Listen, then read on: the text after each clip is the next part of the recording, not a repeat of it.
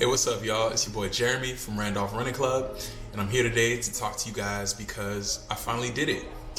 The mission is complete. I finally, after the first failed attempt, was able to reach my ultimate goal of completing a full marathon, and I'm here today to talk to you guys about it. So, this is gonna be a different video than the kind that I normally do. There's obviously, as you've seen or haven't seen, there is no intro clip or anything like that. I'm just gonna kind of walk through it. I have no notes, and we're just kind of talking about the race as it happened. I'll do a screen record, and I can show you guys kind of like the different paces and things of that nature, and like the mile by mile split, so we can kind of discuss it. But first and foremost, what is the deal with the marathon, right? Like, why was this the ultimate goal? I think for me personally, like as somebody who is, a distance runner, and I've always kind of been into it, it's just kind of like that anything is possible distance, right? Like I know I'm saying many, it's not a ton of people in this world, but it's kind of like the thing that if you're a distance runner, you aspire to, and many people over the course of history have attempted it and completed it. And it's that distance that it's not quite like an ultra marathon or something. It's not like 50 miles or something crazy like that, but at the same time, it's a lot more of a physical demand than a half or a 10K or something like that. And I just want to know, can I push myself to that limit? Can I take myself there to accomplish that distance at that pace without stopping? Because just historically, when I was running in college, for instance, a really good week, like of me crushing it, running, pretty consistently, I probably was running like 20 miles in a week. So to do 26.2 in one sitting, or in one run, I should say, that just always felt like something that was almost insurmountable, but I knew it was possible because I've seen that other people have done it, and I just wanted to put myself to that test. And furthermore, I guess there's an announcement for the channel as well. I was so blessed to be married to my best friend last month, and it was just something for me that I wanted to push myself and know that I could do that prior to making that move into like the next phase of my life as being a husband. Why did I want to do that? No clue. It just felt like something I needed to do. But anyway, it's just one of those things where I really wanted to know in my heart that I could do it and show myself what I could do. So, basically the week before my wedding, I attempted a solo marathon. There was no race on the calendar, no nothing, no virtual race, nothing like that. And I just, I went out there early in the morning. I think I left at like 6 in the morning, and just went for it, And granted, I did train prior to it and kind of ramp up my mileage. I peaked at like a 20-mile run a few weeks before, but I did no taper or anything like that, which is like a big no-no, right? Like if you're really trying to, get an exact time or something like that, yes, you probably want to really have a very structured training plan. But for me, my main goal, my A goal, was just to finish the race. So I'm very thankful that I was able to do it. And yeah, without further ado, let's walk through it. Let's talk about it. So I'm gonna grab the screen record right now. Sweet. Okay, so you're here, you're seeing my screen record. This is my, this is the run that I finished. So as you can see, it was not a barn burner. I didn't do it in the fastest time in the world, right? It was 5 hours, 23 minutes, 6 seconds for 26.25 miles. I actually went a little past the 26.22 because I just wanted to make sure that the watch recorded everything. I wanted to make sure that this got logged on Strava and like Nike Run Club and these other apps that I use, and sometimes on Garmin. If I had stopped at 26.2 exactly on the dot, it might have done like 26.19 on these other apps, and I just didn't want to chance it. So even though I was dead tired, as I'll tell you and explain a little bit later, I just had to keep going just that little bit further to make sure that it actually accounted for that full distance. Wow, almost 3,000 calories, that's crazy. But yeah, you see the pace. It was 12 minutes and 19 seconds per mile. Pretty flat course. I mean, I'm in Miami, so 741 feet of elevation gain, not too crazy. Wasn't climbing Mount Everest or anything like that. And as you can see down here, 75 degrees and sunny, which we'll talk about and expound on a little bit later in this recap. And then looking here at the actual map, if it'll let me click it. I guess it won't because I'm screen recording. I did kind of like a simple course. I wanted to do it as 2 laps and avoid elevation changes as much as I could. So typically I love running across, I-395 in Miami, and I get that nice view of Port of Miami, and you're right surrounded by the water. You go onto Miami Beach and then come back up and go north on Miami Beach once you finish going as far east as the ocean. And I love that. However, there's a huge on-ramp, which is basically what you would consider like a Florida hill. And that is kind of like how you get onto that causeway. And I just didn't want to chance it. I know for me personally, in all of my races in the past, I've been really prone to cramping. And I just didn't want to put anything extra on there that I didn't have to. And if it was a course that I was actually picking for myself. So yeah, so what I ended up settling on was a course where I was gonna go down the Venetian Causeway, all the way across Lincoln Road to Miami Beach, probably on like 17th or 18th Street, and then I'd go south to the southernmost point of the beach at South Point, and then come back up Alton Road back to the Venetian Causeway and back again. And then, once I got back across the Venetian Causeway to Market Place Park, I would basically start the second lap and just rinse, wash, and repeat. So it felt like a good game plan. The plan was to go out there and, maintain like a reasonable pace, upper 8-something minute pace miles, like 8:45, 8:50, and just see if I could ride that the whole time.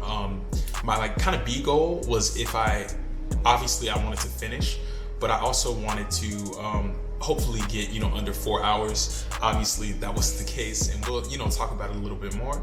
But yeah, so let's get into it. I'm gonna slide over here and talk about just the splits and everything, and kind of break down this data a little bit more.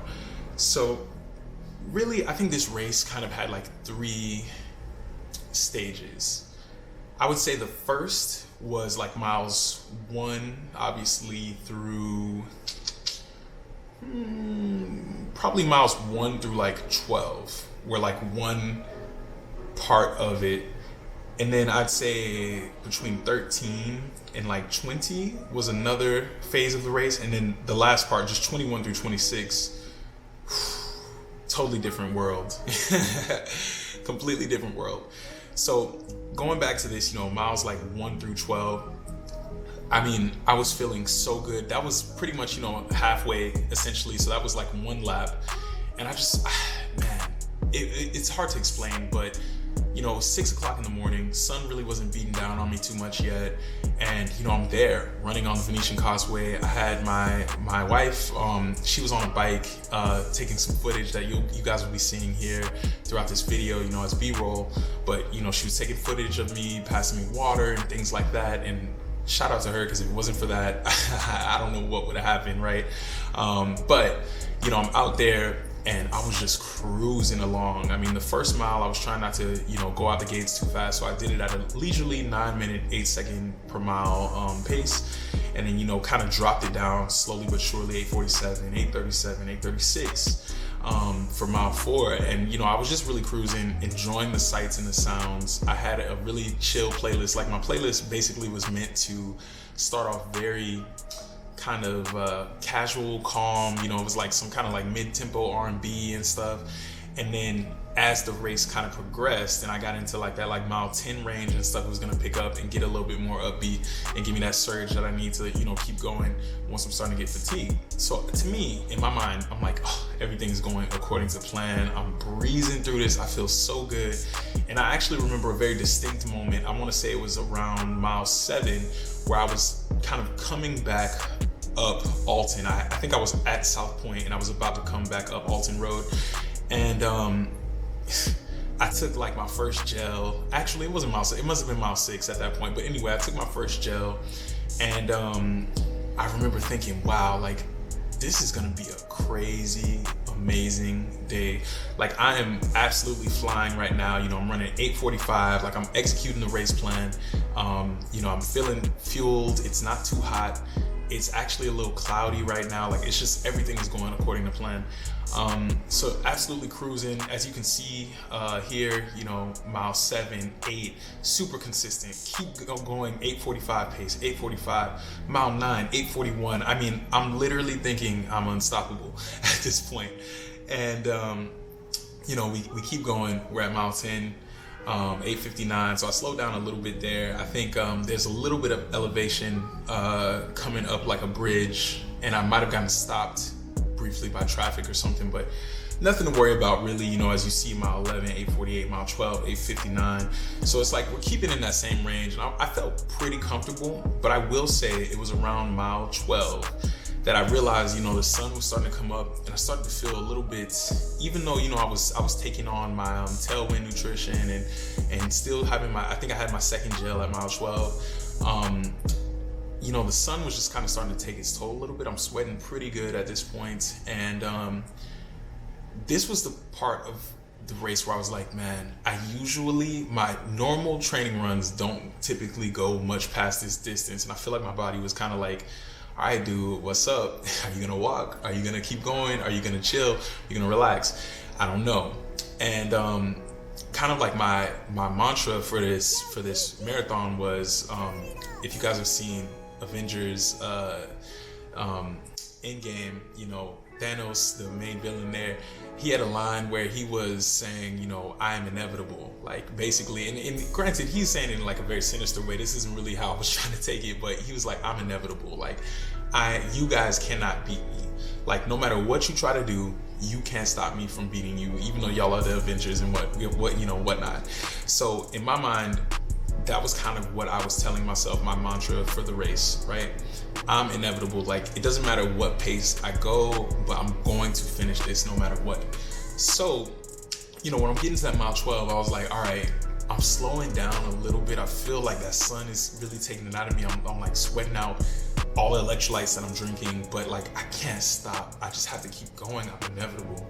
So as you see here, now we're getting into that second stage of the race that I'm talking about. Mile 13, I'm at the turnaround point, and I realized that my 4-hour goal could still be possible, but it might be a little ambitious. So instead of trying to bank time, I was like, let me just fall back to the pace my body naturally wants to go at. So I started slowing down to about 9:26, you see 9:37 from mile 14.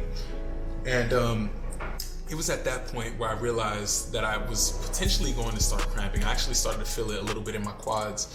And that's not typically, usually when I cramp, it's usually in the calves. So I was like, this is not even what I'm used to so much. I think I need to kind of pump the brakes a little bit and just realize, you know, what's going on. So I started to kind of ease off just a little bit there.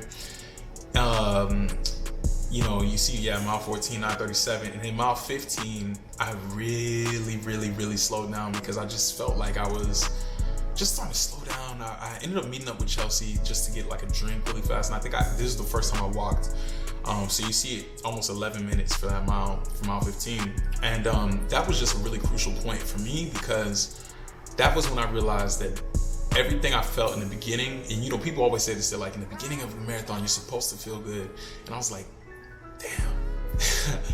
I felt good because it was the beginning of the race, not because it was my day or anything was great or whatever was gonna happen. It was because I was in the first 6 miles. Of course, the first 6 miles of a 26-mile thing, like if you feel bad at that point, you're in for a bad time. So I think that was a crucial point where I realized, okay, this isn't gonna be as easy as I thought. Nothing about the marathon is that easy. So, you know, I started to do like a little thing at mile 16 where I kind of alternated. I think I walked like 2 minutes and then I would run the rest. And then, you know, I finished that mile and I did kind of the same thing. So that's why you start seeing these 12:16, 12 minute per mile, you know, 16:32 at mile 18. Well, that was a lot more walking. But yeah, I started to kind of alternate my run walk because I felt myself, you know, cramping, and I was trying to stretch out as I walked a little bit, try to, you know, fuel up a little bit more. And, you know, a really key point here, I think it was mile 18 or 19, you know, I'm back on Miami Beach at this point. And I met up with Chelsea there, get some water and everything. And she was like, okay, I'm gonna ride ahead of you a little bit so I can get some more footage later on. And, thank God she got me like a Powerade and stuff and strawberries. But at that point, I was like, I'm inevitable, but this is really starting to hurt here. I feel like I'm really slowing down. And I knew it was gonna be a dogfight because at that point, there was I saw a couple that was walking, like they were just power walking, and even now granted they were walking really fast, but in my run walk intervals I was like basically keeping pace with them, and I was like, man, like these miles are getting harder and harder and harder. So we kind of keep going. Mile 19, mile 20. Mile 20 was the last time that I went like under 15 minutes per mile, so faster than I would be walking, I would say, for like an entire mile normally when I'm fresh. And that's when we get to the hardest part of the race, miles 21 through 26. This was so difficult. I mean, I won't belabor it and talk too much because it was crazy, but this was the point of the race where I was like, man, I just want to finish. I just want to finish. Like, I tried to jog as much as I could, but it turned, instead of me walking for 2 minutes and jogging for like 6 or something, or 8, whatever, it turned into a thing where I was like jogging for 30 seconds, walk for 5 minutes, jog for a minute, walk for 3 minutes or something. You know what I mean? Like I was doing more walking than jogging at this point, and it was painful. I mean, I feel like I was starting to cramp every single part of my body, like my lower half, like glutes, quads, hamstrings, calves. And it was like, as soon as I stretched out one thing, I started to cramp in something else. It was like, and that's how it goes. If you're like in an injury or whatever, you start favoring one thing over the other and yada, yada, yada. But it started to get really tight at that point. And, I ended up trying to, keep pushing. I think mile 23, you can see it. I really tried to fight back because I could taste the finish. I knew I was so close. 15:34, mile 24. I'm like, 16 minutes. I'm like, I'm so close. But the last 2 miles, I had nothing left to give. I mean, I could barely walk at this point, and I was just like crawling to the finish line, basically, 21:33 in the last mile in almost 24 minutes. But I guess, what I'm saying here is just like, it was tough. It was really hard, but I'm so thankful that I was able to finish that. I'm thankful that, I held to my mantra and said, hey, I'm inevitable because this is something I want to do. And I think, this goes for everybody. If you have a goal, whether it's fitness or anything in life, and you know that you want to accomplish that, you have to really push yourself to move forward to it, because it's not going to always be easy. It's not always going to be mile 5 running through Miami Beach with a grin on your face. There's going to come a point where you might be moving a little bit slower, but you have to inevitably move towards your end goal. So that's all I have there. Thank you so much for listening to me kind of just freestyle talking about this race. And, let me know down in the comments if you guys have any races coming up. I'm currently training for a half marathon. I'm really looking forward to, hoping to, really have my best ever race in a half marathon there. And, I'm just excited, It's been a while since I've had a video, so I'm trying to get a little bit more consistent and get back on it. As you understand, probably from like the whole thing with the wedding and everything, March has just been a crazy month, but trying to get back on the grind. And I just look forward to dropping some more content and chatting with you guys in the comments. Follow me on Instagram and check out my kind of day-to-day stuff there, on Strava as well. And as always, just stay blessed, inspire others, and stay safe out there, y'all. I'll see you in the next one.